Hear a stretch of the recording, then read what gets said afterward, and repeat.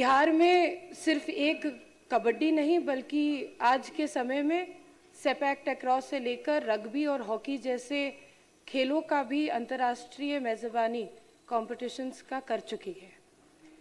कबड्डी का कंपटीशन भी निश्चित रूप से इसी आधार पर बिहार में होना था। हाँ, अगर किसी फेडरेशन के ऊपर, भारतीय फेडरेशन के ऊपर सर्वोच्च न्यायालय ने अगर कोई स्टे ऑर्डर या ऑर्डर पास किया है उनके फाइनेंशियल डिस्क्रिपेंसी के ऊपर, तो निश्चित रूप से ये मामला गंभीर है। एमओयू साइन होने के बावजूद इसको कैंसिल करने का मतलब यही था कि हम लोग नहीं चाहते ऐसे किसी भी फेडरेशन के साथ अपने बिहार सरकार के नाम को जोड़ने का, जो ऑलरेडी मामला सुप्रीम कोर्ट में लंबित है। तो निश्चित रूप से अगर ये मामला सॉर्ट आउट हो जाता है, और मैं माननीय सदस्य को आपके माध्यम से यह भी बताना चाहूँगी कि ये इतना गंभीर आरोप उनके ऊपर लगा है कि सिर्फ बिहार ही नहीं बल्कि भारत के किसी भी अदर राज्य ने इस कंपटीशन को होस्ट करने की स्वीकृति नहीं दी। अंत में ये कंपटीशन दूसरे किसी राष्ट्र में किया गया, जो वर्ल्ड कबड्डी फेडरेशन है, उन्होंने खुद से इसका आयोजन किया। तो निश्चित रूप से मुझे लगता है कि जहां पर सुप्रीम कोर्ट की बात आती है वहां पर बिहार सरकार या बिहार सरकार का कोई भी अंग जो खेल प्राधिकरण का सवाल उठ रहा है उसके साथ संलिप्त नहीं होगा। मंत्री जी खुद एक अंतर्राष्ट्रीय खिलाड़ी रहे हैं।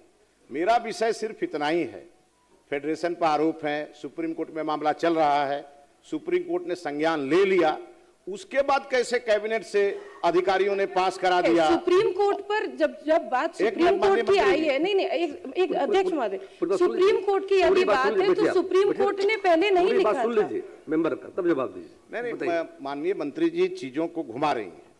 मेरा अध्यक्ष महोदय सीधा सवाल है कि जब 31 जनवरी 2025 को यह मामला रजिस्टर्ड होता है और इसकी सुनवाई 4 फरवरी को होती है और उसमें स्पष्ट ऑर्डर है, इंटरपोल, सीबीआई, इतने तक का जिक्र है इसमें। मैं केवल इतना कहना चाहूँ, इतने गंभीर आरोप होने के बावजूद यह कैबिनेट से पास हो जाता है और उसके बाद इसके लिए एमओयू साइन कैसे हो गया, बाद में स्थगित किया गया। ये 2 कार्रवाई करने वाले अधिकारी, क्या उन्होंने इस विषय की गंभीरता को नहीं समझा? बस मेरा कहना यह है, उन पे क्या कार्रवाई करेगी सरकार? बता रहे 4 ही फरवरी को माननीय सदस्य खुद ये तारीख बता रहे हैं। 4 ही फरवरी को सुप्रीम कोर्ट का ऑर्डर भी आता है, 4 ही फरवरी को कैबिनेट की बैठक भी होती है।